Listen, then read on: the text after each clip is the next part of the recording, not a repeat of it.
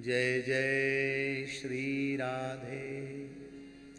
नैमिषे निमिषक्षेत्रे ऋषयः सौनकादयः सत्रं स्वर्गाय लोकाय सहस्रसममासत। भगवान का नाम है अनिमिष। अनिमिषो विष्णु। भगवान के पलक नहीं झपकते, इसलिए भगवान का नाम है अनिमिष। और अनिमिषो विष्णु तस्य क्षेत्रे, विष्णु क्षेत्रे, ये वैष्णव क्षेत्र है नैमिषारण्य, क्योंकि नैमिषारण्य 84 कोस की भूमि भगवान के सुदर्शन चक्र के ऊपर विराजमान है। यहां 88,000 सौनकादि ऋषि 1,000 वर्ष में पूर्ण होने वाले यज्ञ की दीक्षा लेकर के विराजमान है। यज्ञ का प्रयोजन क्या है? तो लिखा है सत्रम स्वर्गाय लोकाय सहस्रम सम्मासत। स्वर्ग प्राप्ति की कामना से 1,000 वर्षों में पूर्ण होने वाले यज्ञ की दीक्षा लेकर के बैठे हैं। अब ये बात संगत नहीं हो बैठती है कि इतने उच्च कोटि के निष्काम भक्त ऋषि वे 1000 वर्ष का अनुष्ठान इसलिए कर रहे हैं कि हमें स्वर्ग मिले। स्वर्ग स्वल्प अंत दुखदाई। तो इसका बहुत सुंदर अर्थ श्रीधर स्वामी जी ने किया है। स्वर्लोके गीयते इंद्रादिभिः असौ स्वर्गायो हरि। स्वर्गाय माने स्वर्गलोक नहीं, स्वर्गलोक में भी जिनके यश का, जिनकी कीर्ति का गान इंद्रादि देवता करते हैं, ऐसे जो भगवान स्वर्गाय श्री हरि हैं, उनके चरण कमलों की प्राप्ति के लिए 1000 वर्ष में पूर्ण होने वाले यज्ञ की दीक्षा लेकर के बैठे हैं। एक दिन की बात है। प्रातः हुत हुताग्नयः, प्रातः काल ही अपने हवन के कृत्य को संपन्न करके सभी सौनकादि ऋषि विराजमान थे। उसी समय भगवान व्यास के प्रशिष्य श्री उग्रश्रवासूत जी महाराज वे कृपा करके पधारे। उनको सुंदर सुभद्र वेदी पर विराजमान किया, आसन पर विराजमान किया और पप्रच्छु इदम आदरात, आदर पूर्वक यह पूछा। ऋषियों ने कहा कि हे भगवान, आपने भगवान व्यास की कृपा से संपूर्ण इतिहास पुराण का बोध प्राप्त किया है। धर्मशास्त्र का आपको भली भांति बोध है और भगवान व्यास की कृपा से जो विषय आपने नहीं पढ़ा है, आपको नहीं सुनाया कहा गया, वह विषय भी भगवान व्यास की कृपा से आपके हृदय में प्रकट है।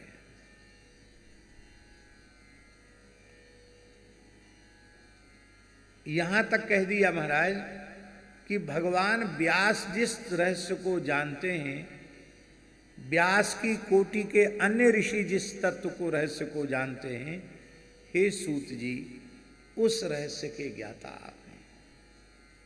आपकी कोई सामान्य कोटि नहीं है। हे भगवान, आर्त अधिकारी शिष्य जब प्राप्त होता है तो गूढ़ तत्व न साधु दुरावही, आरत अधिकारी जब पावही। हे भगवान, आप जैसे महान ऋषि, महान संत, उच्च कोटि के भगवत यश गायक प्राप्त हो जाएं तो व्यर्थ चर्चा में अपने समय को नष्ट नहीं करना चाहिए। आपके चरणों में तो कुछ ऐसा प्रश्न पूछना चाहिए जिससे पृच्छक का परम कल्याण हो जाए। बड़ा सुंदर प्रश्न पूछा है सौनकरी जी महाराज ने। कहते हैं तत्र तत्रांजसा युष्मन् भवता यद विनिश्चितम पुंसाम एकांततः श्रेयः तन्नः शंसितुमर्हसि। हे भगवन, जीवों के आत्यंतिक कल्याण का अत्यंत सरलतम साधन क्या है और कौन सा साधन? एक विशेष बात है, भवता यद विनिश्चितम, जीवों के परम कल्याण का सबसे श्रेष्ठ और सबसे सरल साधन होना चाहिए, एक शर्त। और दूसरी बात यह है, उस साधन का निश्चय आपके द्वारा किया हुआ होना चाहिए। केवल पढ़ी हुई सुनी हुई बात नहीं। महापुरुष जिस साधन को आत्मसात करते हैं, उससे लाभ प्राप्त करते हैं, उससे अनुभव प्राप्त करते हैं, तब किसी जिज्ञासु के समक्ष उसका उपदेश करते हैं। जिस साधन से हमको स्वयं को ही लाभ नहीं मिला, तो आपको लाभ कैसे मिल जाए? इसलिए भवता यदि विनिश्चितम, आपने जिस साधन का आश्रय लेकर उस आत्यंतिक लाभ को प्राप्त किया हो, आत्यंतिक कल्याण को प्राप्त किया हो, वह आप कृपा करके बतावें। आत्यंतिक कल्याण का अर्थ क्या है? इसका विस्तृत व्याख्यान करने का अवसर नहीं है। आत्यंतिक कल्याण का मतलब है भगवत चरण कमल की प्राप्ति। भगवान के चरणों की प्राप्ति ही जीव का आत्यंतिक कल्याण है। ब्रह्मलोक तक भी अपने पुण्य के प्रताप से, अपनी तपस्या आदि साधनों के द्वारा ब्रह्मलोक तक भी पहुंच जाएगा, तो भी आप ब्रह्म भुवनालोका पुनरावर्तिनोर्जुन, ब्रह्मलोक तक पहुंच करके भी नीचे आना पड़ेगा। किंतु भगवान के चरण कमलों में पहुंचे हुए जीव लौटकर इस दुख में, संसार में नहीं आते। इसलिए भगवत चरणारविंद की प्राप्ति का ही नाम है परम कल्याण, आत्यंतिक कल्याण। उसके बाद फिर अकल्याण की संभावना ही सदा सर्वदा के लिए निरस्त हो जाती है। हे भगवान, कलयुगी प्राणी एक तो अल्पायु है, उनकी आयु बहुत कम है। पहले बहुत बड़ी बड़ी आयु होती थी, हजारों लाखों वर्ष की आयु होती थी। अब इसी भागवत में भरत जी के चरित्र में आता है कि 1 करोड़ वर्ष तक ऋषभ देव जी के पुत्र भरत जी ने इस धरती का शासन किया। 1 करोड़ वर्ष तक शासन किया, और 1 करोड़ वर्ष तक शासन करने के बाद भी उनका एक भी बाल पका नहीं था, वे पूर्ण युवावस्था में थे। इसलिए सुखदेव जी ने लिखा, जहौ युवैव मलवदुत्तम श्लोक लालसा, भगवान श्री कृष्ण के चरण कमल की प्राप्ति की व्याकुलता में श्री भरत जी ने युवावस्था में ही उस चक्रवर्ती सम्राट के पद को, उस वैभव को उस प्रकार से त्याग दिया जैसे कोई व्यक्ति मल का त्याग कर देता है, मलवत संसार का त्याग कर दिया। अब आप कल्पना कर सकते हैं कि कोई 1 करोड़ वर्ष तक जिएगा। प्रियव्रत महाराज ने 11 अर्बुद वर्ष तक राज्य किया।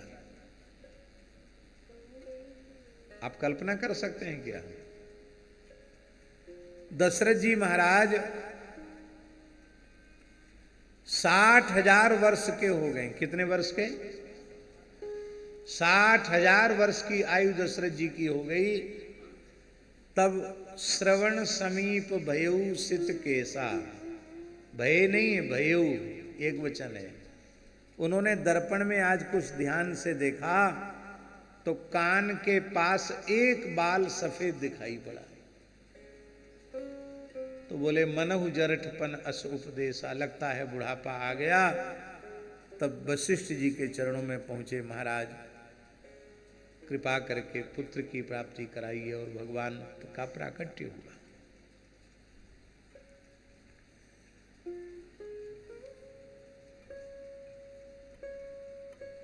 वाल्मीकि रामायण में स्वयं दशरथ जी कहते हैं, 60 वर्ष सहस्राणी जातानि मम सुब्रत, 60,000 वर्ष व्यतीत हुए, कृच्छ्रेणोत्पादितश्चायम न रामम नेतुमर्हसि। 60,000 वर्ष की आयु में पुत्र का जन्म हुआ है, इसलिए राम जी को मैं नहीं दे सकता, विश्वामित्र जी से कह रहे हैं।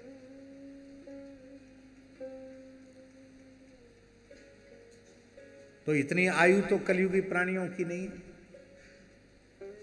100 वर्ष भी सब नहीं जीते हैं। 100 वर्ष तक जीने वाले लोग भी बहुत कम हैं। योगी पुरुषों की बात अलग है, वो और अधिक जी जाएं तो ये उनकी अपनी योग की तप की शक्ति है। बाकी सामान्य मनुष्य तो आज 80 का अनुपात है, 70 से 80 के बीच का अनुपात है। 80 वर्ष की आयु किसी ने प्राप्त करी थी, लोग कहते उम्र पाके गए। आज हमारे ओरछा धाम के निकट लिधोरा एक बहुत प्राचीन कस्बा है, गांव है। वहाँ श्री लक्ष्मण मंदिर विराजमान है। श्री स्वामी अग्रदेवाचार्य जी की परंपरा का ही स्थान है और इतना पुराना स्थान है कि ओरछा राज्य की स्थापना के पहले, राम राजा सरकार के आने के पहले उस स्थान की स्थापना हो गई थी। लगभग 700 वर्ष पुराना स्थान है। अपने ठाकुर जी को सेवा का सौभाग्य प्राप्त है। वहां के पूज्य महंत जी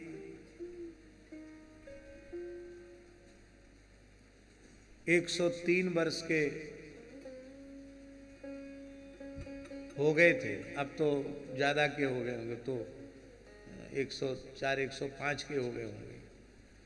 तो हमने उनको कहा कि महंत जी अभी तो आपको विराजना है, आपका शताब्दी मनाएंगे। तो बोले शताब्दी माने क्या होता है?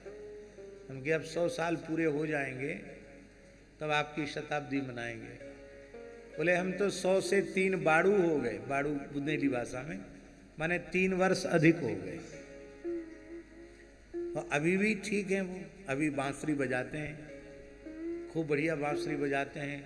ठाकुर जी की आरती स्तुति में भी नित्य पधारते हैं और ऐसा नहीं कि व्हील चेयर पर चलते हैं। ठीक है, वृद्ध तो है ही, इतनी उम्र तो सब लोग नहीं प्राप्त करते हैं। आज उसी लिधोरा के लक्ष्मण जी महाराज के अनन्य सेवक, एक बड़े पवित्र भक्त ब्राह्मण, गौ ब्राह्मण और संतों की सेवा में जिनका जीवन गया, ऐसे स्वनाम धन्य श्री स्वामी प्रसाद पस्तोर जी, जो स्वतंत्रता आंदोलन में स्वतंत्रता सेनानी भी रहे, आज उन्होंने प्रातःकाल की वेला में परम पवित्र वैशाख मास में बिना किसी कष्ट के भगवत धाम प्रयाण किया है। वो भी लगभग 95 वर्ष से ऊपर की आयु थी। और इस आयु तक भी गिरधर जी सारा काम अपने आप करते रहे, किसी दूसरे सेवक की जरूरत नहीं। चलने में भी लठिया नहीं ली। एक हरा शरीर था, अपने कपड़े धोने से लेकर अपना सारा काम अपने हाथ से, सेवक की जरूरत नहीं।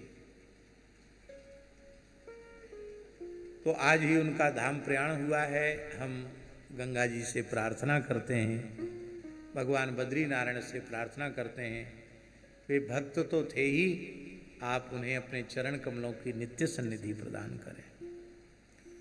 तो कलयुग में इतनी आयु सब प्राप्त नहीं कर पाते हैं, बहुत मुश्किल है इतनी आयु प्राप्त होना।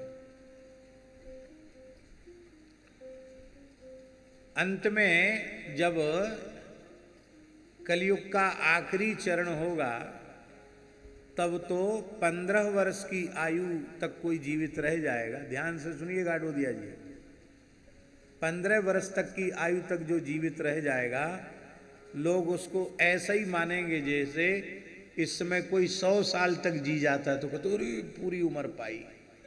ऐसी कोई 15 वर्ष की आयु तक जीवित रह जाएगा तो लोग कहेंगे भाई बहुत पुण्यात्मा थे, पूरी उम्र प्राप्त करके गए। 15 वर्ष की आयु में ही नाती पोते बच्चे कच्चे सब हो जाएंगे, मर भी जाएंगे।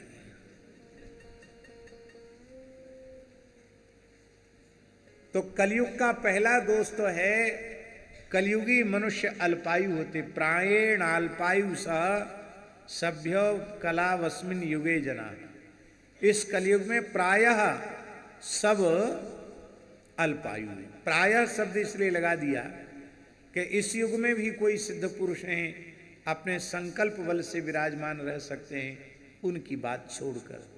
अब कहते योगी राज भर्तृहरि अभी तक उसी शरीर से विराजमान है।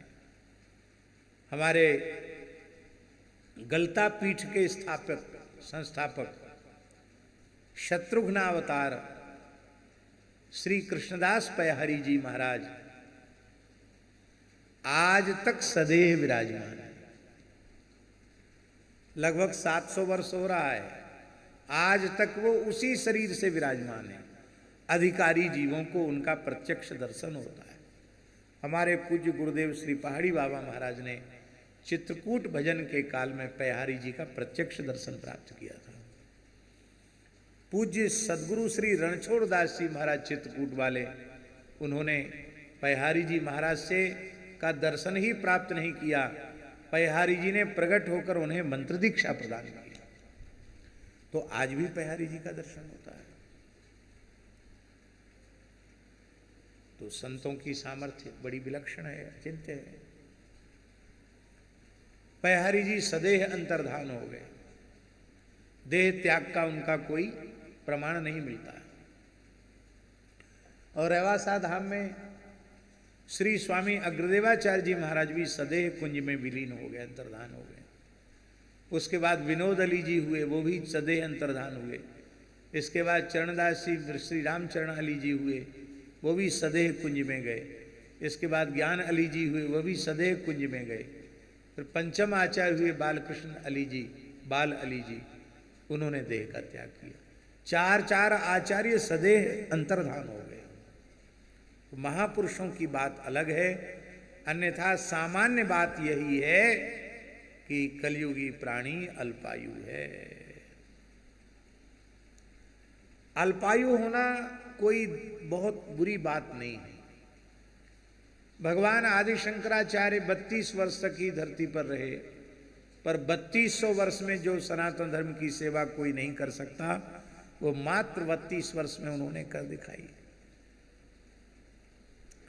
परवर्ती काल में स्वामी विवेकानंद जी मात्र 39 वर्ष की आयु तक 40 भी पूरा नहीं किया, और कितना बड़ा काम, पूरे विश्व में भारत का गौरव उन्होंने बढ़ाया।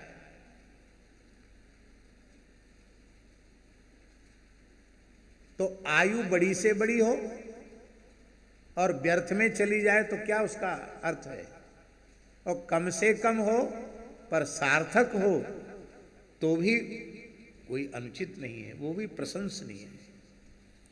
मुख्य बात यह है कि कलयुगी मनुष्य के कल्याण में संदेह इसलिए रहता है कि 4 दोषों से कलयुगी प्राणी ग्रसित है।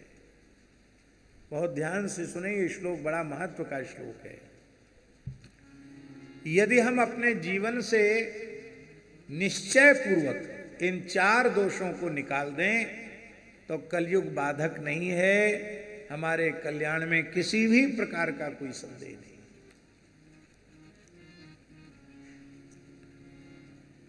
वो 4 दोष कौन कौन से हैं जिन्हें हमें अपने जीवन से निकालना चाहिए?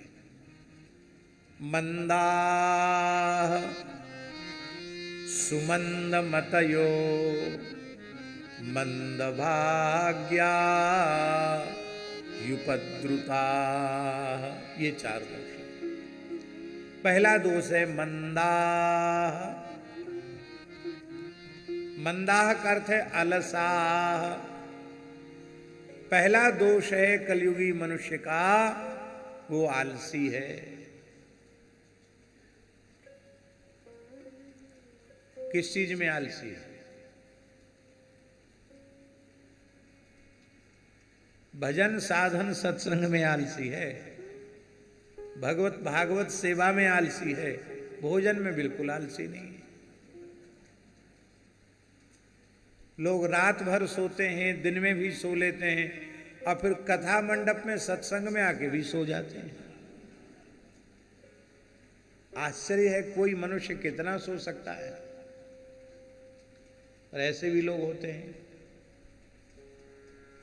कि 8 बजे 9 बजे 10 बजे तक भी सोते रह जाएं, ऊँघते रह जाएं, उठे ही नहीं। ये पहला दोष है। आपको हमारी बात पर विश्वास नहीं होगा, हम ऐसे संतों को जानते हैं जो आज भी 1.5 से 2 घंटे में अपनी निद्रा पूरी करते हैं। कितने में? और बाकी सारा समय भगवत स्मरण में उनका जाता है। अब चिकित्सा विज्ञान वाले तो उसको नकार देंगे, बोले ये तो संभव ही नहीं है, स्वस्थ रहने के लिए 6 घंटे सोना चाहिए। हमारे महाराज जी के निकट पूज्य श्री हरिराम बाबा रहते थे, तो उन्होंने बताया कि हम गुरु महाराज की शरण में जब आए तो उन्होंने हमको नियम दिया, रात्रि को 8 बजे सो जाना और 12 बजे जग जाना। कितने घंटे हुए? 4 घंटे। तो 8 बजे सो जाते और 12 बजे जगकर स्नान कर लेते, फिर भजन में बैठ जाते। 12 बजे आसन पर भजन की बैठते, सवेरे 6 बजे तक बैठते। कितने घंटे हो गए? और उसके बाद बोले जब भजन से उठते तो गौशाला में चले जाते, नाम स्मरण करते रहते, कीर्तन करते रहते वैखरी वाणी से, और गैया का गोबर उठाते रहते, झाड़ू लगाते रहते, पूरे स्थान में झाड़ू लगाते, पात्र मनिया करते। तब तक आरती वगैरह का समय हो जाता तो स्नान करके आरती में खड़े हो जाते।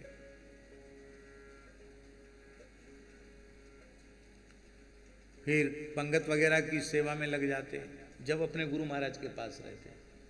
और फिर पंगत फिराने के बाद, गुरु महाराज के पाने के बाद, उनकी पत्तल पर बचा हुआ प्रसाद 24 घंटे में एक बार लेते, रात्रि को केवल दूध लेते। कहते हमें याद ही नहीं हम दिन में कभी सोए हो। ये तो युवावस्था की बात थी, और जब वो वृद्धावस्था में थे तब हमने उनको देखा 1 से 1.5 घंटे ही शयन करते थे, बस बाकी अहर्निश उनका नाम चलता था। ऐसे संत हमने देखे। जीवन में बहुत ध्यान से सुने, जीवन में सतोगुण जितना बढ़ता चला जाएगा, निद्रा तंद्रा आलस्य प्रमाद उतना शरीर से दूर उठता चला जाएगा। सात्विकता का जितना प्रकाश होगा, विकास होगा, उतना तमोगुण का ह्रास होगा।